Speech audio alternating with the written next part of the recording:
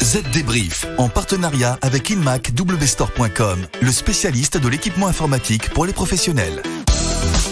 Bonjour à tous, et tout d'abord, belle année à vous, même si oui, nous sommes déjà en février.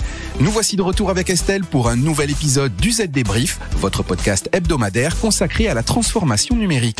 Bonjour Estelle. Bonjour David, bonjour à tous et bonne année. Alors, quel est le programme de cette semaine ? Parlons tout d'abord des derniers résultats de Facebook qui s'appelle désormais, vous le savez, Meta. Eh bien, ils ne sont pas si bons que ça. La faute à Apple, on vous explique tout ça dans un instant. Sujet suivant, l'exposition aux ondes via nos smartphones, une vraie question de santé, vous l'entendrez. On parlera aussi de la dernière version de Google Messages qui désormais prend en charge les réactions par emoji des e-messages Apple. On n'arrête pas le progrès. Notre chiffre de la semaine sera 324 pour 324 millions de dollars volés à une plateforme d'échange de crypto-monnaies. Et enfin, on vous donnera une petite recette pour vider vos boîtes d'emails inutiles. Allez, le Z Débrief, c'est parti. Les dernières infos. Commençons donc par cette crise financière et boursière du côté de Meta. Oui, l'ex-Facebook déçoit par ses résultats au dernier trimestre de 2021.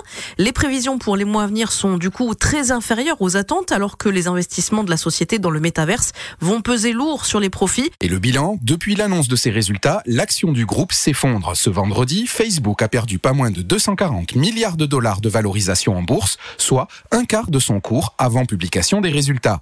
Pour expliquer ces mauvais chiffres, Meta pointe du doigt Apple. La nouvelle fonctionnalité App Tracking Transparency, introduite lors de la mise à jour d'iOS 14.5, change tout pour les revenus de Facebook.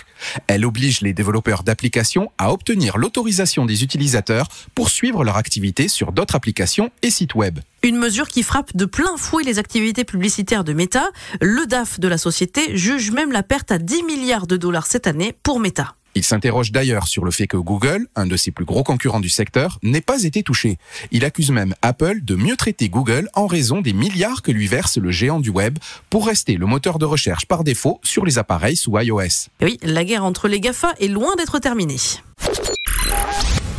Il est maintenant question de santé et d'exposition aux ondes émises par nos téléphones portables. Une étude de l'Agence nationale des fréquences vient de sortir et ses conclusions sont sans appel. Les kits main libre ne représentent pas de danger particulier pour la santé de leurs utilisateurs. Pour parvenir à ces résultats, le gendarme des fréquences a comparé différents modèles. Mieux même, selon l'agence, ces kits permettraient de réduire de manière importante l'exposition aux ondes, et ce, comparé à un usage direct des smartphones. De quoi rassurer le grand public friand de ces appareils bien pratiques, il faut l'avouer, quand on veut discuter les mains libres. Autre nouvelle pour les adeptes d'emoji. Jusqu'à maintenant, les utilisateurs Android qui échangent par SMS avec un contact sous iOS reçoivent à la place d'emoji des réactions sous forme de texte simple comme « j'adore »,« je n'aime pas » ou encore « rire ». Et bien désormais, grâce à une nouvelle version bêta, Google Messages retranscrit de manière visuelle ces réactions. Une fois que cette fonction sera disponible, les utilisateurs Android et iOS seront enfin sur un pied d'égalité concernant les réactions aux messages. Ça ne paraît rien comme ça, mais l'interopérabilité des messageries instantanées est un sujet marketing essentiel. Il y a quelques semaines, une étude mentionnait le déclassement social des ados sous Android vis-à-vis des ados sous iOS du fait des messageries respectives de ces systèmes. Gommer ces différences, c'est monter en gamme pour Android. Pariez sur la modernité avec le Lenovo ThinkBook. Une gamme pensée pour l'entreprise, conçue pour vous avec ses différentes tailles d'écran pour répondre à tous vos besoins. Choisissez l'ultra légèreté avec le ThinkBook 13X, la polyvalence avec le 14S Yoga convertible, les performances maximales avec le 15P ou le double écran tactile avec le Lenovo ThinkBook Plus. Découvrez toute la gamme Lenovo ThinkBook chez InmacWstore. Le chiffre marché. Les pirates se ruent sur les plateformes de crypto-monnaies qui développent des outils de défi, c'est-à-dire de finances décentralisées. Dernière victime en date, la plateforme Wormhole, qui vient de se voir dérober l'équivalent de 324 millions de dollars. Et du coup, Wormhole a proposé 10 millions de dollars aux malfaiteurs pour en savoir plus sur les détails de la faille de son système et retrouver toutes les crypto-monnaies volées. Bon, l'espoir fait vivre, hein. Mais cette plateforme n'est pas la seule victime de ce type d'attaque. AscendX, une autre plateforme, a également subi un piratage de plus de 77 millions de dollars. C'était le 11 décembre dernier. Et il y a quelques jours, la société Qubit Finance a pris la parole sur Twitter pour supplier les pirates de lui rendre plus de 80 millions de dollars qui lui avaient été volés. Certes, le phénomène est en augmentation, mais il est déjà massif. L'an passé, ce sont pas moins de 2,2 milliards de dollars qui ont été évaporés ainsi des plateformes de défi. Ça peut toujours être utile. Et on commence l'année par une fiche pratique qui me tient particulièrement à cœur, David. Comment gérer sa boîte qui déborde d'emails ? Je sais pas vous, mais pour moi, c'est un vrai calvaire quotidien. Et vous n'êtes pas la seule, rassurez-vous.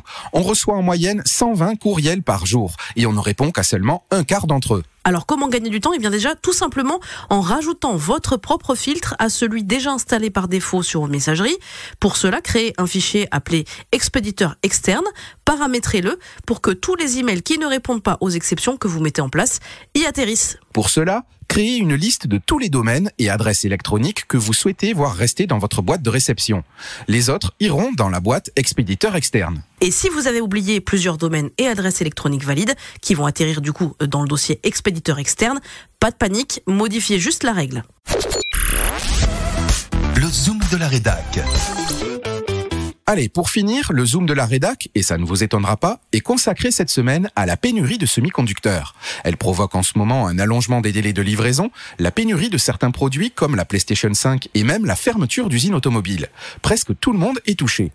Alors, Guillaume Serriès, de la rédaction de ZDNet, expliquez-nous pourquoi les fabricants de puces n'ont rien vu venir. Prévoir la demande est, semble-t-il, la chose la plus difficile pour l'industrie des semi-conducteurs. Ce n'est pourtant pas la première fois que ce marché est secoué par des cycles d'expansion et de ralentissement. Et à chaque fois, les fondeurs promettent que cela n'arrivera plus. Et je vais vous expliquer pourquoi ils sont incapables de tenir ces promesses. Les ventes mondiales de puces avaient diminué de 12% en 2019. Et les ventes de 2020 devaient être plombées par la crise sanitaire, avec une hausse modeste des revenus prévus pour 2021. C'est en tout cas ce qu'assurait l'association de l'industrie des semi-conducteurs l'an passé. C'est pourtant tout le contraire qui s'est produit. Et le marché des puces est en croissance mensuelle de revenus de plus de 26% en 2021. Et donc l'industrie des semi-conducteurs prévoit maintenant une longue pénurie. Cependant, cette prédiction de pénurie, jusqu'à au moins 2023, est probablement aussi peu fiable que les précédentes. Car il est incroyablement difficile de déterminer la demande de puces en période de pénurie. Pourquoi ? Parce que dans ce contexte, les clients commandent 2 à 3 fois leurs besoins réels. Et ils essaient de s'approvisionner par tous les moyens possibles. Cela provoque bien sûr de la fausse demande, une fausse demande qui disparaît dès que l'offre augmente. Impossible donc de connaître la véritable demande de puces. Il s'agit évidemment d'un énorme problème pour les fabricants. Surtout que la fabrication de puces prend au moins 6 mois. Une fois que celle-ci démarre, impossible de l'arrêter, et il faut faire tourner les usines presque à pleine capacité, car sinon les coûts d'exploitation deviennent rapidement insoutenables. Autrement dit, il n'est pas possible de ralentir une chaîne de production parce que la demande a baissé.